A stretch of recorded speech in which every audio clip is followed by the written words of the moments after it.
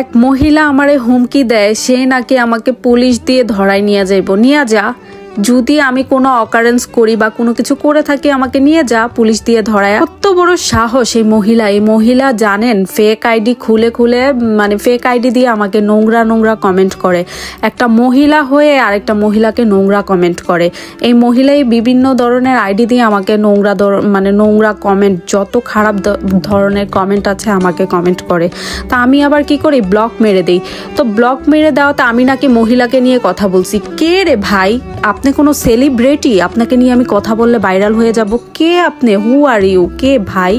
চিনি না জানি না। এই মহিলার সাথে আমার একবার পার্কে দেখা হয়েছিল প্রায় 9-10 মাস আগে, মানে মাস খানিক, অনেক 8-9 মাস আগে দেখা হয়েছে একবার।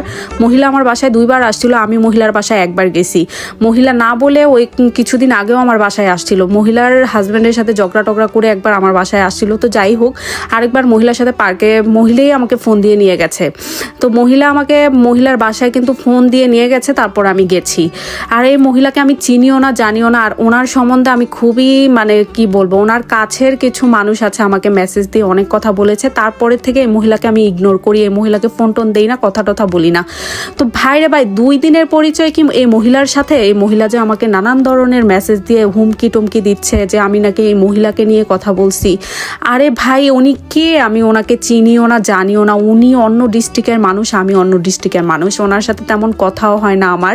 আর উনি আমাকে হুমকি দিচ্ছে। আমি ওনার বলেছি যে নেক্সট টাইম যদি এই মহিলা আমাকে কোনো মেসেজ দেয় বা এরকম কোনো হুমকি দেয়, তাহলে আমি পুলিশ কল করতে বাধ্য হব আর আইনের আশ্রয় নিতে বাধ্য হব। আর ওনার শ্বশুরবাড়ির ফ্যামিলির মানুষকে জানাবো, ইভেন দো ওনার হাজব্যান্ডকেও জানাবো। ওই মহিলার নামে আমি অনেক কিছু শুনছি। তো যাই হোক, এগুলো আমি বলতে চাই না। ওই মহিলা যদি আমার সাথে বেশি বাড়াবাড়ি করে, আমি মুখ খুলতে বাধ্য হব আর এই মেসেজগুলো সব দেখাবো। এই মহিলা আমাকে কি মেসেজ দিয়েছে, কি বলেছে, এগুলো সব দেখাতে আমি বাধ্য হব।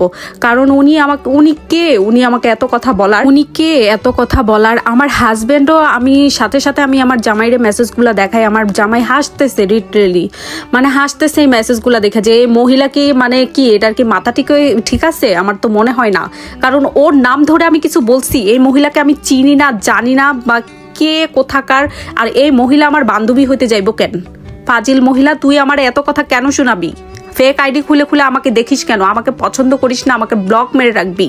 ফাজিল মহিলা, নেক্সট টাইম তুই যদি আমাকে এই ধরনের কোনো মেসেজ দিস, পুলিশ কল করতে বাধ্য হবো। কারণ আমার কাছে সব কিছু আছে। এই মহিলা কি মেসেজ দেয় আর ফেক আইডি দিয়ে যে ও মেসেজগুলো দেয়, সেগুলো কি পুলিশ ধরতে পারবে না? আমি কি করি না করি, আমি কি বলি না বলি, আমি কারো নাম উল্লেখ করেছি? কাউকে উল্লেখ করে বলেছি? তুই ছ্যাত করে উঠিস কেন? তুই কে?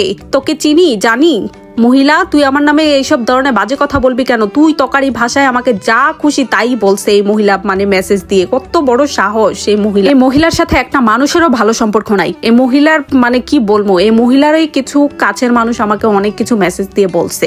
তো যাই হোক, এগুলো আমি অনেক কিছুই জানি, আমার মুখ খুলিস না, এতটুক কথা বলে দিলাম। আমাকে হুমকি দেয় যে আমাকে পুলিশ দিয়ে ধরাই নিয়ে যাবে, আমাকে হ্যান করবে ত্যান করবে, আমি নাকি ওর নামে এটা বলছি সেটা বলছি। এই তোর নামে কি বলছি তুই প্রমাণ নিয়ে আসবি, পুলিশ নিয়ে আসবি আমার বাসায়। আমরা এত বছর ধরে লন্ডনের মধ্যে থাকি, কেউ আমাদের নিয়ে কোনো বাজে কথা বলতে পারবে না। আমরা এমন একটা মানুষ।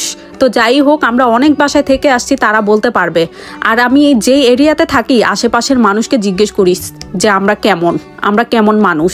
আমাদেরকে নিয়ে আমাদের কোনো ব্যাড রেকর্ড নাই। যে এত বছর ধরে লন্ডনের ভিতরে থাকি, আমাদের কেউ বলতে পারবে না আমাদের কোনো ব্যাড রেকর্ড আছে। আমাদের তো খেয়ে দেয়ে কাজ নাই, আমরা অন্যদেরকে নিয়ে পড়ে থাকবো? কাদা ছোড়াছুড়ি করার সময় নাই। আমাদের সময়ের অনেক দাম আছে, আমরা অনেক ব্যস্ত মানুষ।